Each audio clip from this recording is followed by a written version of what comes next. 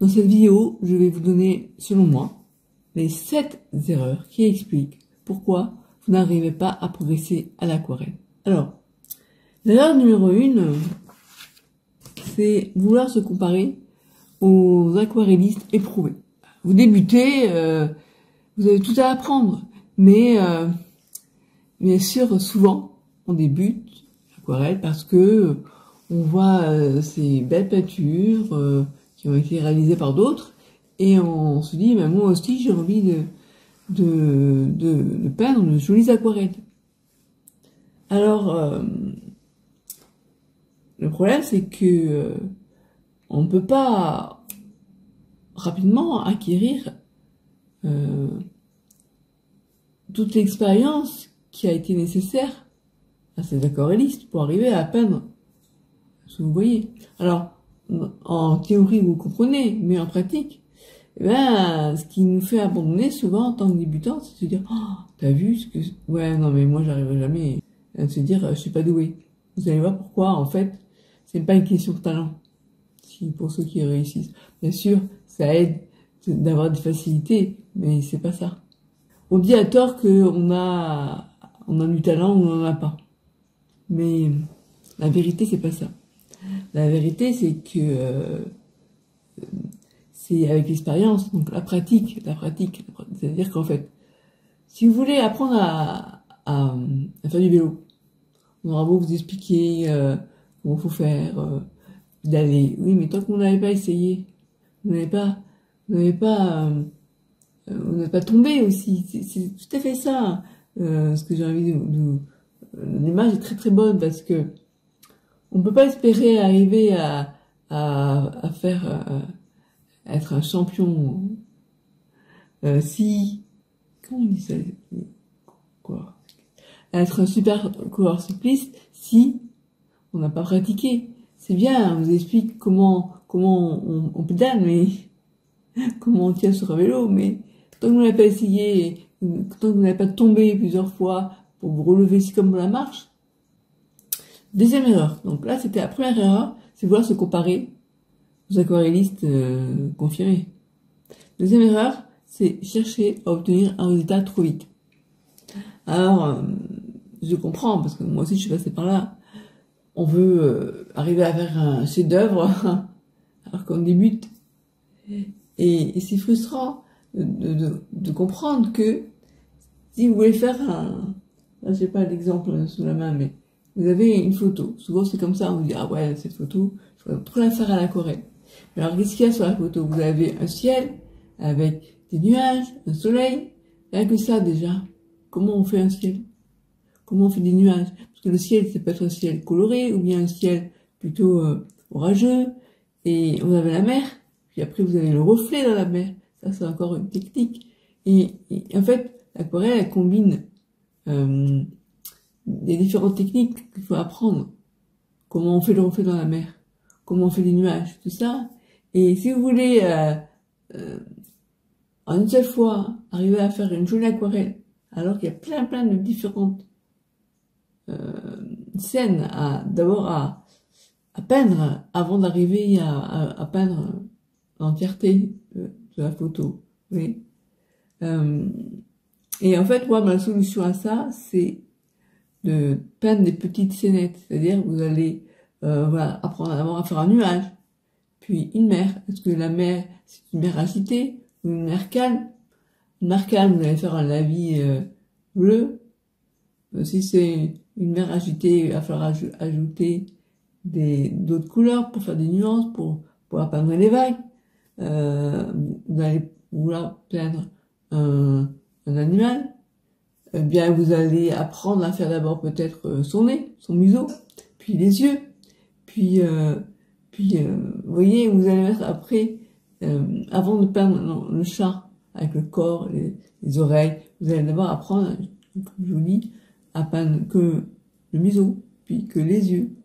Et puis après avoir fait ça, vous allez pouvoir peindre le chat en entier. Mais si vous voulez peindre le chat en entier alors que vous n'avez pas encore appris dans les détails comment on faisait, bien, vous allez avoir un résultat qui ne sera pas identique au résultat que vous obtiendrez quand vous aurez appris à peindre ces différentes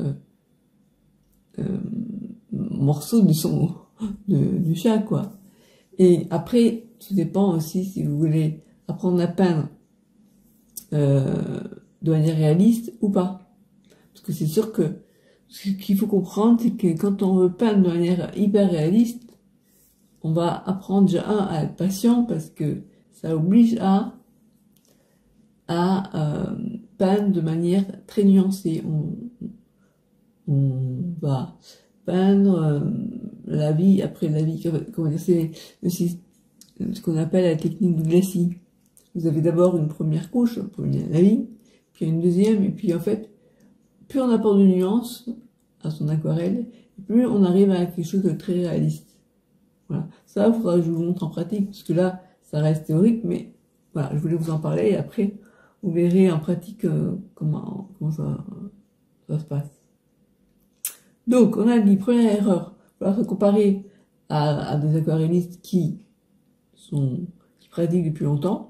Deuxièmement, chercher à obtenir un résultat trop vite, alors qu'il faut passer par des petites scénettes, comme je vous le disais. Troisièmement, la troisième erreur, je vois, c'est penser que d'avoir plein de pinceaux ou le maximum de couleurs va faire de vous, vous allez arriver à obtenir de plus jolies aquarelles. Alors oui, c'est tentant, moi-même, je suis passée par là.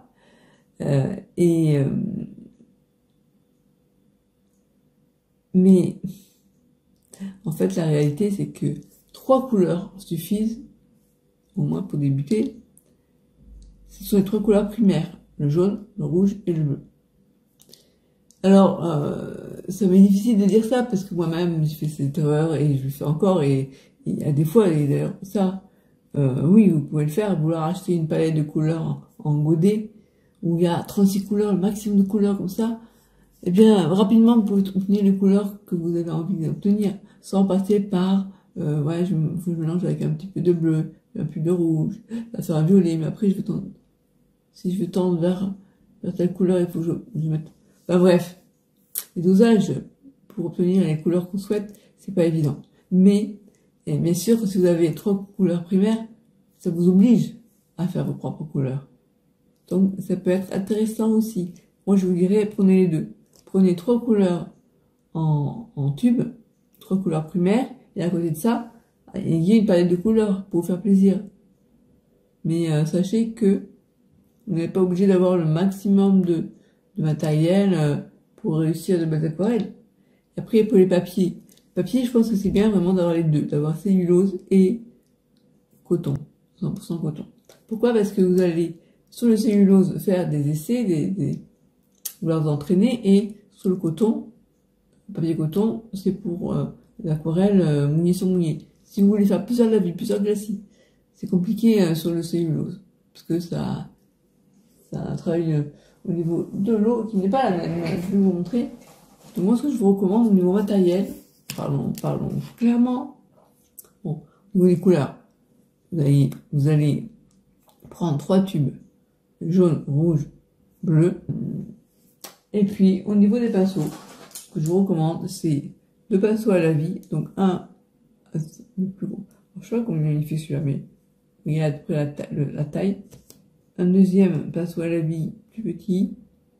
Puis après, un pinceau à bourron. Enfin, je dis à bourron, mais là, c'est pas un pinceau à la vie, c'est un pinceau à poil synthétique.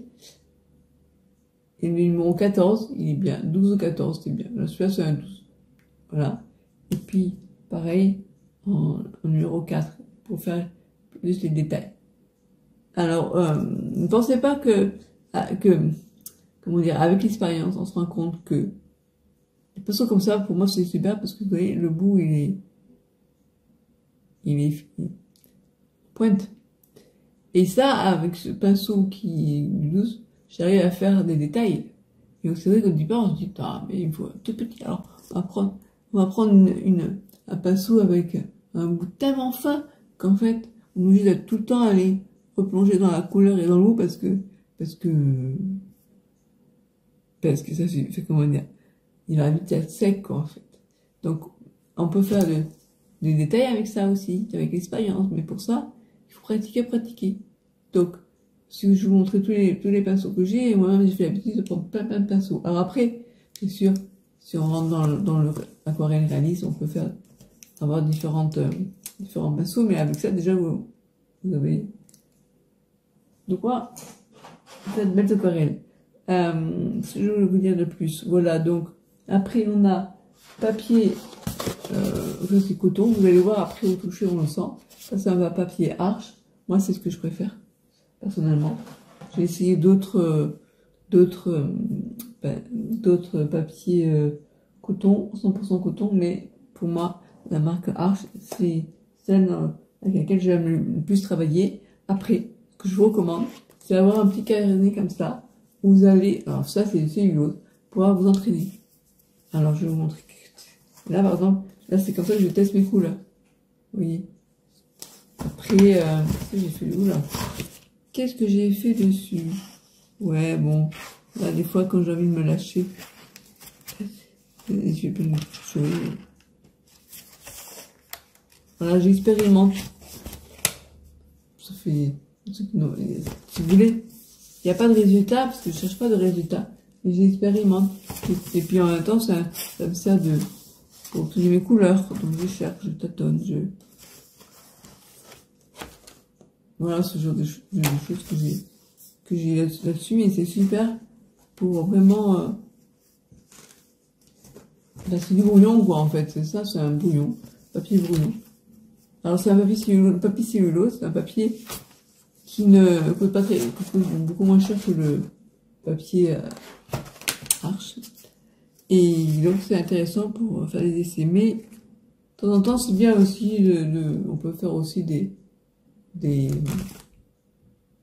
mini-scénettes sur le coton aussi, parce que bah oui, on ne peut pas, vous voyez là, dès qu'on met un peu d'eau, ça part en live. Mais bon, faites vos propres expérimentations. Je regardais un tuto, j'essaie de le reproduire en même temps, en direct, parce que j'ai utilisé le personnage. Voilà, et ça vous permet là de faire des petits exercices en fait. Voilà, j'ai essayé de faire un rayon de soleil dans une forêt. Bien sûr, quand c'est une cellulose, ça ne peut pas tenir, mais ça me sert d'expérience. Voilà, donc ayez ce petit carnet, c'est sympa. Et comme ça vous permet d'essayer plein de petites choses, voilà, vous amuser en fait. Ça on en reparlera dans plus loin. Donc, alors maintenant,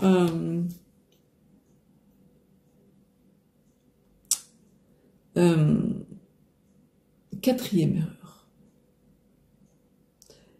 Là, je vais parler des tutos. En fait, se contenter de chercher à reproduire ce que font les autres. Alors c'est bien, les tutos, ok, moi j'ai rien contre, d'ailleurs j'en ai fait souvent. C'est finalement apprendre en voyant la personne faire pas à pas. Elle vous dit, en premier je fais ça, en deuxième je fais ça.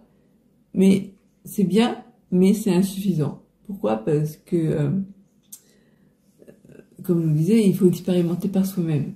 Si on vous dit par exemple, à l'aquarelle, on commence toujours par les couleurs plus claires. C'est vrai en théorie, mais en pratique, est-ce que vous avez essayé, vous? Moi, ça me rappelle, quand j'ai fait un atelier de découverte d'aquarelle, il y a quoi, il y a 2-3 ans de ça, la personne, je lui avais dit, bon, à l'aquarelle, il n'y a pas de blanc. Il n'y a pas de blanc, enfin, il y a de blanc, alors, c'est vrai qu'on m'a expliqué ça, qu'il y a du blanc sur une palette de couleurs. Oui, on peut mettre du blanc dans ces couleurs pour les atténuer un peu, mais on peut mettre du blanc, mais on utilise la gouache pour des petits enfin, rehausser à certains endroits. Mais à l'aquarelle, il n'y a pas de blanc. On ne travaille pas avec une couleur. Enfin, c'est pas comme dans d'autres médiums où on ajoute la couleur blanche par-dessus. La couleur plus foncée. C'est pour ça qu'on dit qu'on commence d'abord par les couleurs claires et après on y va en fonçant. Enfin, et parce que on peut pas mettre des couleurs très foncées et par-dessus des couleurs plus claires. Mais ça, eh ben, au départ, j'ai rigolé parce que la personne me dit, ah, j'ai essayé de mettre plus blanc qu'il y avait sur la palette. Effectivement, ça marche pas. Mais c'est bien. Vous l'avez expérimenté, vous m'avez cru. Vous m'avez dit, ouais, bah, ça va pas raconter des bêtises, mais quand même, j'ai envie d'essayer. Enfin, et ben, c'est très bien, c'est une démarche qui est très bonne. Donc, quand on fait des tutos, on nous dit, il faut faire ça, il faut faire ça, il faut faire ça. Mais c'est bien aussi d'être autonome. Et soi-même, la manière de progresser, c'est faire des tutos, suivre sur YouTube, des pas à pas, mais aussi découvrir par soi-même, par la pratique. Donc, voilà. C'est vraiment important d'expérimenter par soi-même. De remettre en question, non pas qu'on croit pas à la personne, mais on veut expérimenter par soi-même. Voilà. Ça, c'est un état d'esprit qui est bon, je trouve. Après, 5e erreur, enfin, plutôt conseil, c'est rester toujours comme un enfant qui découvre, qui s'émerveille de ce qu'il va pratiquer. En fait, pour ne pas abandonner en tant que débutant, c'est oser le lâcher prise, c'est que l'aquarelle, la pratique reste toujours ludique. Et pour ça, moi, j'ai découvert les brochos. Les brochos, donc, c'est aussi une peinture à l'eau, différente de l'aquarelle, mais, enfin, moi, maintenant que j'intègre à l'aquarelle, mais, c'est donc des pigments de couleur qui se présentent sous forme de poudre dans un godet. Et j'avais fait justement découvrir ça à Rémi Lac. D'ailleurs, peut-être qu'on avait découvert grâce à sa vidéo qu'on avait tournée chez moi. Il y a 2 ans maintenant. C'est ça, non? Il y a 1 an, il y a 2 ans. Alors, non, c'était l'année dernière. Et vous voyez, même lui, quand il avait découvert les brochos, il les avait utilisés à la manière d'un aquarelliste, c'est-à-dire qu'il avait mis les pigments de poudre sur le papier et puis ils avaient étalé avec un pinceau, mais il y avait quand même eu cet émerveillement, c'est ça en fait, lui il a gardé ce côté, waouh, c'est l'aquarelle en fait qui se peint elle-même. Alors bien sûr c'est lui qui le fait, mais on aura l'impression que, je vais vous donner l'image d'un pianiste virtuose.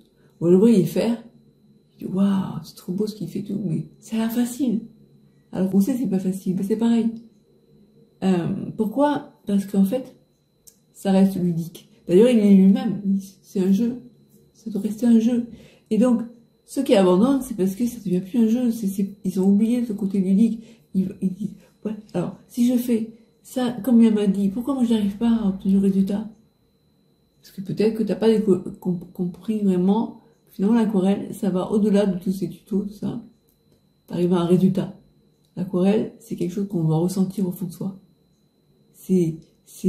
L'aquarelle, chez moi, je trouve, ce qui est beau, c'est que ça réveille en moi mon âme d'artiste, d'enfant, enfin. On est tous des artistes au fond de soi. Si on ose lâcher prise et voilà, je sais pas comment vous expliquer ça, bref. Après, ça veut pas dire que, j'ai du mal à l'expliquer, en fait. Rémi, lui, il est uniquement mouillé de ce côté aquarelle à hautante, il a son style. D'ailleurs, je me souviens une fois, quand j'ai offert une aquarelle à mon hypnotiseur, et quand la personne, une de ses patients qui était venue le voir, avait vu mon aquarelle, il dit, ça c'est du Rémi. Alors ça l'a fait rigoler, parce que finalement, voilà, il est reconnu, son style est reconnu, mais il dit, lui, il est que dans ce type d'aquarelle. Et moi, j'aime beaucoup, mais j'aime aussi l'hyperréalisme à l'aquarelle. Et là, je me dis, comment expliquer que j'arrive à faire des grands envolées, de faire du lâcher-prise total avec les brochos. J'adore. Arriver à faire avec très peu de coups de pinceau des jolies aquarelles qui donnent l'impression d'envie de beaux paysages, comment dire. Je disais un jour à mon devis, quand t'es parti en voyage très loin, au Maroc ou en Espagne. Moi, je peins les endroits que toi tu visites, en fait. Voilà, quand t'es allé. Et, et finalement, je me dis comment expliquer que des fois, quand je fais de l'aquarelle réaliste, où il faut faire des nuances, on repasse dessus plusieurs fois pour arriver à faire quelque chose d'hyper réaliste. C'est très très méticuleux. Et pourtant, je m'évade aussi. Parce que je rentre un peu dans ce côté, ça m'hypnotise. Mais bon, c'est particulier. Bref. 6e erreur. Chercher son style trop rapidement. En fait, le conseil, c'est de tester l'aquarelle réaliste, le mouillé sur mouillé, enfin, rentrer dans... Encore, voilà, c'est encore le lâcher prise et la découverte et s'émerveiller de tout ce qu'on peut découvrir à nouveau. 7e erreur, c'est préférer les résultats à l'expérience. Il faut jamais, finalement, oublier de se faire plaisir. Et pas chercher un résultat. Alors, si on peint parce qu'on veut réaliser de belles aquarelles, et ben, on peut pas se limiter à ça. C'est vraiment, encore une fois, je sais pas comment dire ça, mais quand on dépose des pigments de couleur et qu'on prend son spray et qu'on envoie de l'eau et ça c'est le pouring, c'est un truc pour les gens qui ont tendance à trop si vous n'avez pas du plaisir de peindre à l'aquarelle, oubliez les pinceaux, prenez juste un spray, prenez par exemple un couteau, mettez du pigment sur, un couteau c'est pas une bonne idée parce que ça risque d'abîmer votre feuille, mais déposez du pigment, voilà, le tube là ouvert, vous posez des pigments, juste un petit peu de couleur sur le papier, puis vous prenez un spray et vous allez voir la couleur se diffuser. Vous prenez après, vous l'avez scotché votre feuille sur simplement une poche à découper pour dans la cuisine qui sont en bois. Et après vous prenez votre planche et vous faites bouger les couleurs. Vous en mettez plusieurs et jusqu'à ce que vous allez découvrir ce qu'est réellement l'aquarelle. C'est la découverte que l'aquarelle, elle se peint toute seule. Et là, vous allez peut-être peindre votre première aquarelle abstraite, sans pinceau. Alors après, je vous dis pas, vous pouvez prendre un pinceau après, si vous voulez diriger l'eau, eh bien, vous allez mouiller à certains endroits, là où vous voulez que votre pigment se dirige. Je vous montrerai ça en pratique. Bon, voilà. Voilà, j'ai les 7 erreurs. En fait, il faut savoir que il n'y a pas d'échec pour moi. Oui, bien sûr, je loupe des aquarelles. Et d'ailleurs, j'ai remarqué que souvent, je vais être contente de louper une aquarelle parce que d'une part, ça apporte une expérience. Je sais que, tiens, ça, j'ai essayé, ça marche pas. Je le ferai pas. Mais, comment dire, à chaque fois qu'on loupe, entre guillemets, parce que louper, ça veut dire quoi? Ce qu'on a essayé, ça n'a pas permis d'obtenir ce qu'on voulait. On part sur une idée, on veut faire ça. Et puis des fois, on découvre autre chose. On dit, mais finalement, là, j'ai loupé. Mais ça fait super. Comment j'ai fait ça déjà? Alors moi, souvent, je me filme. Ça me permet de me dire, tiens, là, j'ai fait ça comme ça. Ah ouais, j'avais pas vu, j'avais fait ça. Et des fois, je suis bluffée moi-même parce que je le fais. Et quand je loupe ça de aquarelle parce que je voulais obtenir ça et j'ai pas réussi, mais j'ai découvert que en faisant ça, j'obtenais ça, je me dis, tiens, voilà, j'ai fait telle expérience. Parce que ça marche pas. Je le referai pas, mais cet échec m'apporte quelque chose. Et là, j'ai découvert que pendant que je faisais ça, j'ai aussi fait ça et ça donnait tel résultat. Alors, j'ai noté, tiens, en faisant ça, bon, je devrais le noter, je ne le fais pas toujours, mais... Et c'est intéressant d'avoir ce petit carnet, parce que vous voyez, tiens, ça, j'ai fait ça, tiens, c'est marrant, ça. Ah ouais. Bon, en fait, il n'y a pas d'échec, il n'y a que des expériences. On sait que ça ne marche pas, ça non. Et oui, j'ai remarqué que souvent, après avoir loupé une aquarelle, la prochaine, elle sera réussie. Donc finalement, je me dis, oh, c'est pas grave si je loupe, parce que je sais que, du coup, maintenant, ça, je l'ai appris demain, mon aquarelle, elle va être super. C'est ça. Donc, vous expérimentez plein de choses, puis après, ça vous permet de voir ce que ça donne. Voilà, donc là, en fait, en conclusion, je dirais que pour pas abandonner à l'aquarelle, il faut se débrouiller pour rester dans la découverte et dans le plaisir. Souvent, c'est que on est frustré, on n'arrive pas à ça, on n'arrive pas à ça. Au lieu de voir ce que vous n'arrivez pas à faire, peut-être que vous arrivez à faire. Je parle un peu vite là. Et puis, si vous n'arrivez plus à avoir le plaisir, laissez tomber les pinceaux et partez sur les pigments de couleur, le rouge chaud. Voilà. Voilà ce que je vous dirais. Bon, et ben, à vos pinceaux. Bye bye. Ou pas, à votre... Je vous dis de lâcher prise, oubliez vos pinceaux et prenez le spray uniquement, et là, je vous dis à vos pinceaux. C'était une expression, bien sûr. Ah, le pouring, j'adore. Ça, c'est vraiment, c'est grâce au brochot que j'ai découvert ça. Mais à l'aquarelle, on peut le faire aussi. Hein. Il suffit de prendre des pigments de couleur aquarelle, voilà. Et mixer les deux, j'adore aussi. Bon,